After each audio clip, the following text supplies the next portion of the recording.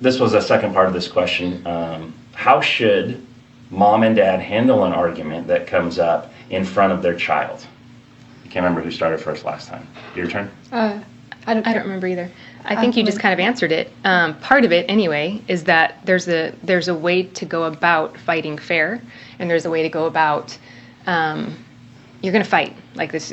That's not going to be avoidable, and so knowing that if you're pursuing righteousness, if you're both pursuing a godly relationship where you're in conversation and all of those things all the time, and then I personally, we argue in front of the kids. We don't purposely argue in front of the kids, but if it comes up, then they get to see us work that out in a biblical way. So I guess what I thought of is my parents split up when I was a junior in high school, and I lived in a Christian home, and they served in Sunday school, and I was raised in the church, and my parents never fought in front of us. So I know there was conflict. Really? Like never once? Like I don't remember them fighting at all. Wow. And so and later in life, I asked my mom about it, and they purposely didn't fight in front of us because they did it behind closed doors as to protect us. So as a junior, I have no context for anything going wrong. I have no context for why our family is splitting up because I never saw it resolved. I never saw conflict resolved. And my husband, on the contrary, was also raised in a Christian home, and his parents loved the Lord, served in church, fought all the time in front of the kids, and worked it out. And he saw that model. And so that came into our marriage, even how we argue with one another. And so I do think that if you're in a biblical marriage and you're handling things biblically, that it's not something to shy away from for your kids to see it resolved sometimes. We make it a point to try to not fight in front of them, but does it happen? Absolutely it happens, and then they get to see it. And I have 3 girls, they're in junior high, well, one is in high school now, and they all 3 have different reactions to things getting loud.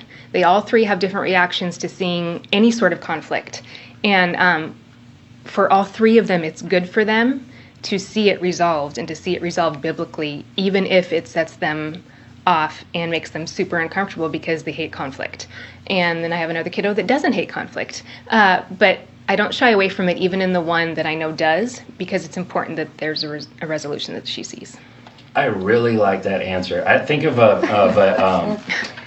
before Christy answers, like in the Jewish culture, like you're going through the marketplace or in the Muslim world where you're going down the street and people are yelling and screaming and you're hassling for a deal and they're just super loud. Like there's some families that are just super loud and outspoken and stuff. That's kind of how I grew up of what you were talking about. And we're not talking about stuff getting broken, throwing things. Biblical. Yeah, we're talking about working through a conflict biblically. But the loud personalities, to be able to see somebody who's frustrated, go through the process, and come to a solution, I think is key. And so that's exactly the same thing with you and Matt, is that's the background I came from, is that they just fought until it was solved. Now, my dad was an alcoholic, so I got to see the unbiblical fighting, and so that was a tool that I put in my belt in the way that me and my wife handle conflict. But my wife grew up around a different perspective where it kind of just gets tucked under the rug and you don't talk about it. It's kind of like, religion and politics, don't talk about it. And that was my house. And so when my parents split up, my whole relationship with the Lord was unknowingly wrapped up in our family being where I thought we were. And it messed with me. It messed with me in a very big way as a kid. Very keen perspective. All right, Christy, what do you say? Well, I think you guys did extremes there. So it's either you say nothing and tuck everything under, or you blow up and scream. And so I think the Bible is really clear that we're to be kind. That love is patient and love is kind. And if you can't be kind, then shut your mouth and don't do that in front of your kids. And so I don't think it's good. I'm sure you're kind. You know what I'm saying? But I think people can make that excuse that, we have to resolve something. We have to get to the end of it. Well, if you can't be kind in front of your kids, then you can't be kind, then just don't fight. Like, if you can't be kind, then you need to have self-control. The Spirit's really evident when there's self-control and there is kindness and there is the love of God. And so I just think the world takes this fighting, and we, it depends on what fighting we're all talking about. Yeah. If it's a conflict where we're just having a discussion and I don't want something and you want it and we can have a conversation. I mean, Lindsay and I in that film, we've had a fight then, but then Lindsay and I have never yelled at each other. We've never screamed. We've never rolled our eyes at each other or slammed doors or anything like that. So I've never really fought with Lindsay. I've had discussions with Matt, but I've never had a fight that the world would call a fight. So I think it's what we call it. So more specifically, has there ever been a time where you said something mean to Zach in front of the kids? You guys, I hate to say this out loud because it sounds so self-righteous. My oldest son was just at someone's house, just happened like last month, and the dad was talking disrespectfully to the wife, and the husband said to Israel later, like, I'm sure you see this, I'm sure your parents fight all the time. And my son, without a clue, looked at the guy and just said, I've never seen my mom and dad fight. I've never seen my dad treat my mom like that. And so I think it depends on what in his mind is a fight, because I don't fight in front of my kids with Zach. Now I have discussions, absolutely, but I think the word fight to me is like, we're mad. And I don't get mad in front of my kids at Zach because my mom, I feel like a lot of moms, a lot of ladies are disrespectful to their husbands in front of their kids.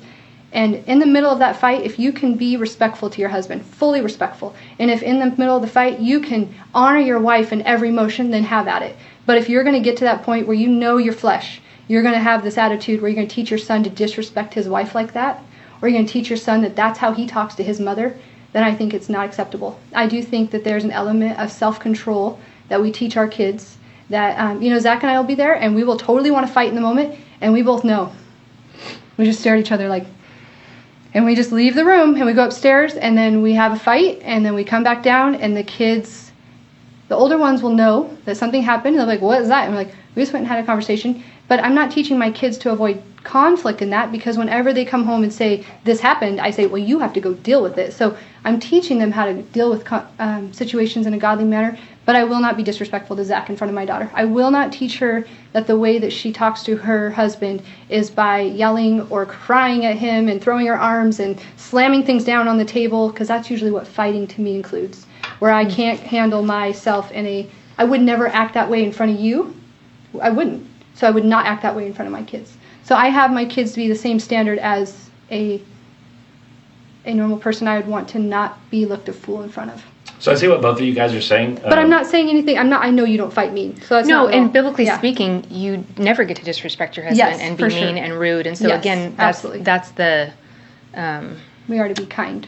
Yeah, and so you're to be kind. I've been angry. Matt's been angry, and we've talked out of frustration, and it has gotten loud, and I believe it's a biblical way to work things through. I think there's fighting. There's fighting fair. There's not fighting fair. Yeah. Right. And I think the decibel at which you do it is not as big of a deal as what you're saying. Or how you're saying it. Mm-hmm. If there's or how you're saying it. Yeah. Mm-hmm. So I can yell, but if I'm yelling in a tone of anger and meanness, then I probably shouldn't be yelling. And the key thing too, I think, is that obviously the conduct is clear in Scripture. That's what we strive to. And like you said, if we would ask our kids to do that, it should be lived in front of them. But at the time we make mistakes, to show them the process of forgiveness and apologizing. Mm-hmm. Oh gosh, apologizing every day. Yes. Right. And my younger kids probably have seen me argue with Zach, and they're young enough to where I haven't really guarded them from that because it's not mean. But as they get older, now I just be really careful because I'm not looking for them to be involved in my quarrels. That's the other thing. I would never fight with Matt openly around anybody, because that fight is truly between Matt and I.